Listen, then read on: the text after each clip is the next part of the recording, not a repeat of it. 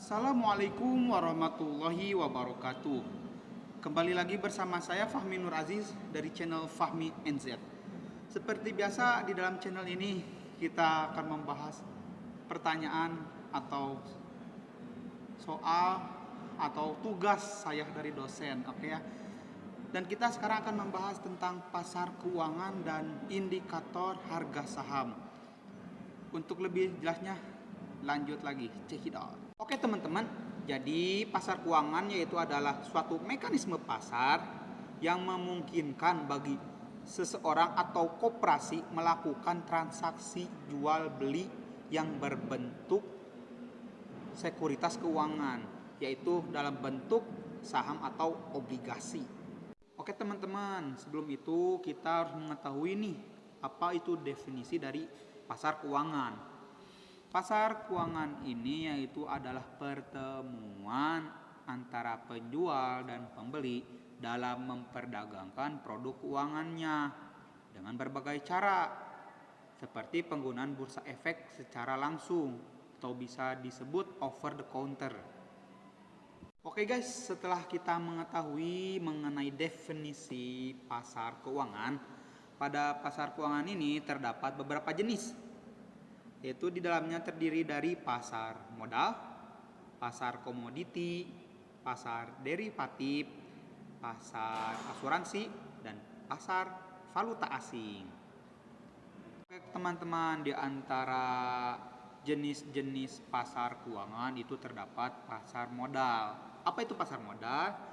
Pasar modal itu merupakan pasar untuk berbagai instrumen keuangan yang berjangka panjang.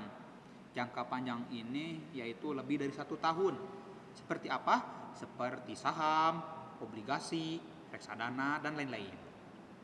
Nah teman-teman, setelah itu ada yang disebut dengan pasar komoditi. Pasar komoditi ini yaitu suatu pasar yang di dalamnya terdapat aktivitas penawaran dan permintaan mengenai komoditas atau barang. Nah, komoditas dan barang yang terdapat pada pasar komoditi ini bersifat internasional atau laku di kancah internasional, ya seperti bahan baku dasar yang berasal dari pertanian, perhutanan, pertambangan, industri, dan lain-lainnya. Sedangkan yang disebut dengan pasar valuta asing itu adalah suatu pasar atau sistem keuangan yang melibatkan kegiatan transaksi antara dua mata uang dari negara yang berbeda berserta derivatifnya. Setelah itu ada yang disebut dengan pasar asuransi teman-teman. Pasar asuransi yaitu merupakan mekanisme pasar yang memberikan perlindungan terhadap pihak tertanggung apabila mereka mendapatkan suatu resiko di masa yang akan mendatang.